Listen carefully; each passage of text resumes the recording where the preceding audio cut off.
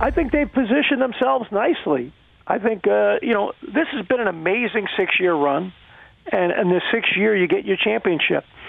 You can't win every year, as we know, and it's not easy. And, let's face it, there's almost underground effect going on where, you have ESPN, Disney, and the Turner people who've given the NBA 9 years, $24 billion U.S., and whether it be overt or covert or underneath the surface, they want to see players and they want to see the biggest markets have the best teams because it benefits their business.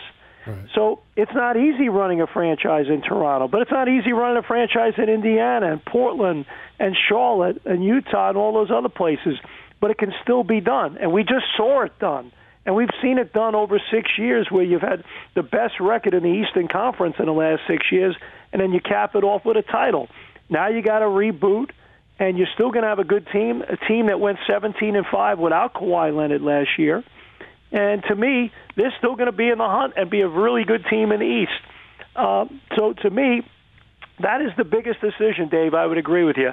Do you play it out and have a really good year and go to the playoffs for the 7th year and, again, recruit from a position of cap space and winning culture?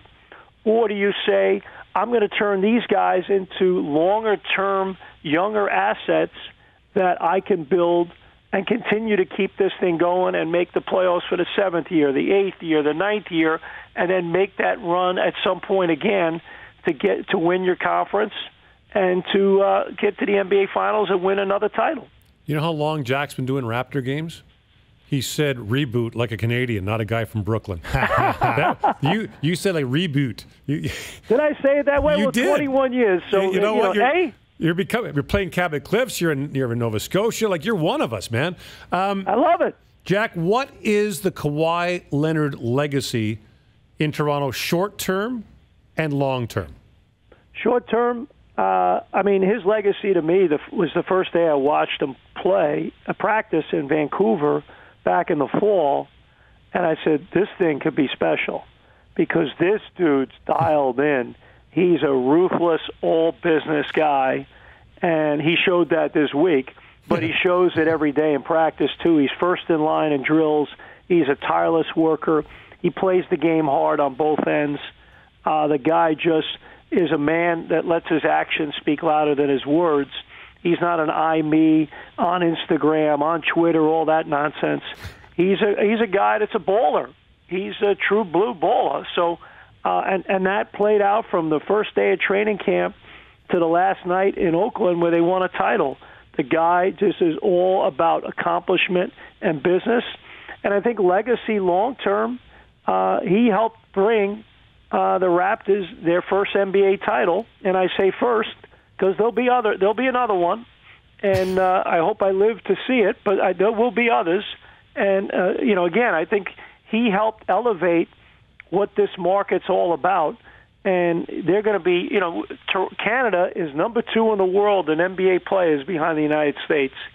The best is yet to come. Think of all those little boys and little girls that are going to be out hooping and someday playing in the NBA or in the WNBA or in Europe or playing college basketball in the U.S. and the elevation of university basketball in Canada and all that. It's great. So to me, he helped that, and again, it's a setback. But to me, I look at it, and this is a positive problem we're dealing with. What about the impact he had on young guys like Siakam, Anunoby, like just to be around him for a year? Well, here's the thing. It's funny you say that. After Game 4, chartering back the next day from Oakland to Toronto, and Nick Nurse walks by Matt Devlin and I. And he just laughed. He said, I come in the locker room and, talk to the coaches first before you go in and talk to the guys. And, he goes, I look at my staff. I'm like, man, we're one game away from winning an NBA championship. This is pretty cool.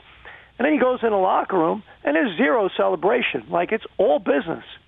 And Dave, you were there every night.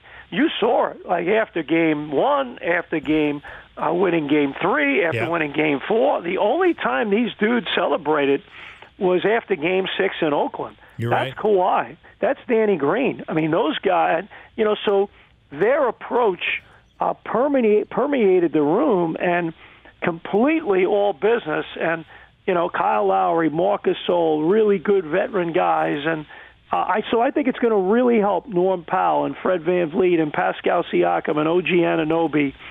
To me, I'm excited about what it means to those guys. And organizationally, they put a lot into those guys. And now more than ever, particularly, we've seen Siakam and VanVleet get it done. Now Powell and Anunoby, with Green gone and with Leonard gone, if I had to pick two guys and I say, hey, the spotlight's on you, it's time, it's your time, enough's enough, you got to get it done, it's those two guys.